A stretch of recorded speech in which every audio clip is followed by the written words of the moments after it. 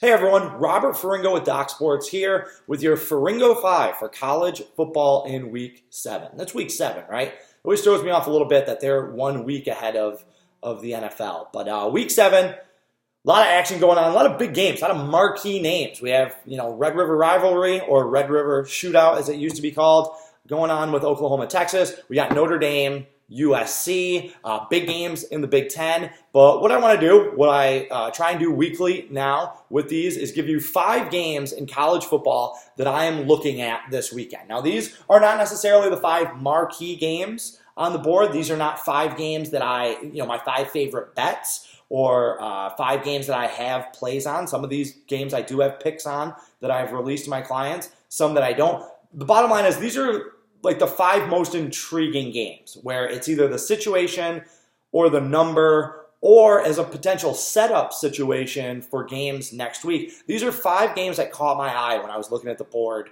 this week. So these are the games that I'm interested in. The first one is Louisville at Wake Forest. All right, this one is not moving the meter. This is not on a lot of people's radar. However, Wake Forest is ranked in the top 20 right now. I believe they're number 17.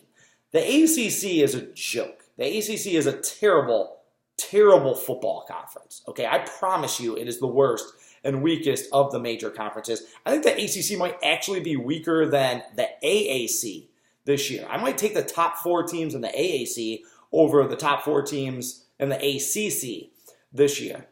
That being said, Wake Forest is getting top 20 love. Am I just missing the boat on the Demon Deacons here? Are they actually one of the 20 best teams in college football right now? Are they going to be able to build on this momentum? This is Wake Forest football. They have not had a lot to get excited about. Now they are ranked in the top 20. They have a night game. They're a solid favorite against a Louisville team that was pathetic last year, is better this year, but hasn't made giant strides under Scott Satterfield. What are we looking at in this game? What are we looking at with Wake Forest? So I'm going to be really interested to see if they can cover that touchdown line and to see if, Louisville's going to be an active underdog for us in this situation and moving forward throughout the season. All right, the next game on my radar, the next 2 games are actually from the Big Ten. First is Nebraska at Minnesota. All right, Nebraska is the flop team. They were one of the big buzz teams coming into the college football season. I believe they were favored to win the Big Ten West over Wisconsin, which right now looks absolutely ridiculous that that's what people were predicting. But everybody loved Nebraska. What are they, 1-4, 1-5 against the spread? Have they even covered a number to this point in the season? On the flip side, we got Minnesota. Minnesota is a team that I personally have been a high on. I have released Minnesota as a pick to varying degrees of success several times this season with my rated plays. And I've said right in there, I think that Minnesota is being overlooked. I think that they're undervalued. Well, I don't think they're undervalued in this spot. They're a solid 7.5-point favorite at home against everyone's trendy pick, Nebraska. Think about this. If this number had been put on the board in July or August going into the preseason and people knew that they could get 7.5 points with Nebraska in this game, they wouldn't have been able to bet enough money on this situation, okay? In fact, I'm sure the preseason number on this game was probably Nebraska, like -4.5, -6, something like that wouldn't have surprised me given the level of hype, the hype disparity, we'll say, between these 2 teams. Well, now Minnesota is looking like they're in a much better spot, and they can really cement themselves as a potential contender in their division in the Big Ten with a win in this game. Are they going to be able to cover this big number? They've won a lot of games this year, but they've won a lot of close games. Okay, they've had a lot of 3-point wins, a lot of one-possession wins. So what are we going to get out of that game? Sticking in the Big Ten, Michigan State at Wisconsin. As I mentioned, Wisconsin, they have been absolutely trucking people. Haven't played a great schedule. The only real team on their schedule that they played was Michigan, but they absolutely dominate, physically manhandled and mauled Michigan. Are they going to do that in this game? Are they going to do that to Michigan State? Or are they going to struggle with them like they struggled with a very physical Northwestern team? On the flip side, if you're Michigan State, they are a team that came in as kind of a dark horse in their division in the Big Ten. They lose to Ohio State. They couldn't cover the 17.5 points last week.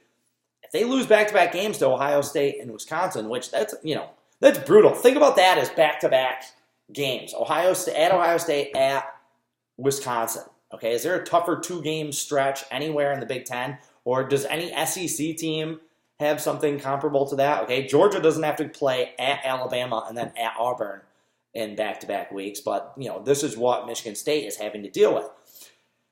10.5 points. It's a lot of points. I mean, Wisconsin is what? They're 4-1 against the spread, so they've been a covering machine. They've been hammering people. Are they going to cover that big number? And if they do we start talking about Wisconsin as one of the top 2 or 3 best teams in college football? It's a legitimate question because they have just been wrecking people. So I want to see if they can keep that going. All right, going out west, Washington at Arizona. Another very intriguing game. Feel like Washington, again this year, has been a bit overrated and a bit overvalued. And obviously the public and the sharps agree with me on this because that number out in Arizona opened at 9.5. It's down to 6.5. I'm seeing it at 6 at some books. All right? Is Arizona going to spring that upset? They're usually good for one a year out in the desert. They have really righted their ship after that kind of really surprising opening week loss at Hawaii. They were double-digit favorites in that game, and they lost outright. But they've won every game since then. Now, granted, it hasn't been against great competition, but they went on the road and they beat Colorado last week. Khalil Tate looks much more comfortable in year 2 in Kevin Sumlin's system. Is this a potential upset situation? Or is Washington going to continue its kind of methodical grind towards the top of the Big 12? Everyone expected them to win the Big 12 coming into the season. Are they really going to be able to do it? And to do it, they have to be able to go on the road and win games like this. So very intriguing game that's going to be in the nightcap at 11 o'clock. And then finally, the 5th game that's on my radar, the 5th game that caught my eye is Florida State at Clemson. It's a big number. It is a big number in that game. 27 is a huge number. Now, I understand that Willie Taggart is a loser. That guy is a clown show, and he has been a debacle the last 3 years, first at Oregon, and then his last 2 years at Florida State. I get that. I get that Florida State is not very good this year. However, they're getting 4 touchdowns in this rivalry game against Clemson. Okay? To this point in the season, Clemson doesn't look like they should be laying 4 touchdowns to pretty much anyone. All right? They shouldn't have covered the spread in their first game as a massive favorite against Georgia Tech. They shouldn't have covered the spread as a massive road favorite at Syracuse. They did. So I think that that's helping keep the upward pressure on this number to keep it up around 4 touchdowns. Clemson has not played very well. If you've watched them play, they have not played very well. Forget what the numbers say. Forget what the final scores say. They do not look very good and have not looked very good to this point in the season. They had a bye week. This is usually the time of the year where Dabo Swinney teams start to really make strides and improve themselves. Are they going to hit the Jets? Are they going to click out of that bye week? Are they going to step on the field and just absolutely annihilate Florida State like they did last week? Are they going to beat them by 30 or 40 points? Is Florida State going to put up a fight? And if they do get blown out, is Willie Taggart out of a job on Monday?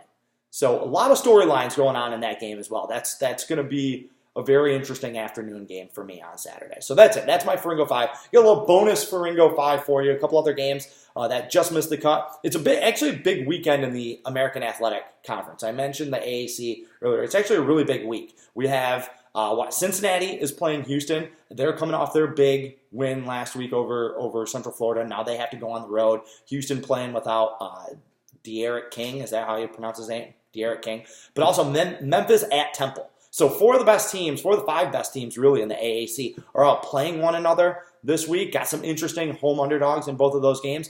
A lot about how the AAC is going to shake out this season is going to be determined this weekend. So make sure you keep an eye on those games as well. So that's it. I don't want you to have watched this video without giving you something for free. So if you go to Doc Sports, www.docsports.com, use the promo code TWEET25.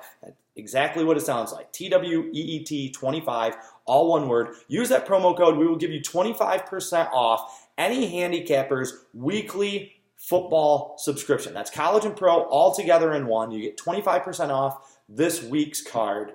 if you use it by Saturday at noon Eastern time. So there you go. Keep an eye out. Good luck to everyone this weekend. I have my 8-unit top play of the college football season going on Friday night. Really excited about that. Hoping that breaks our way. And then hopefully that leads into a landslide Saturday. I will be back next week with another college football Ferringo 5.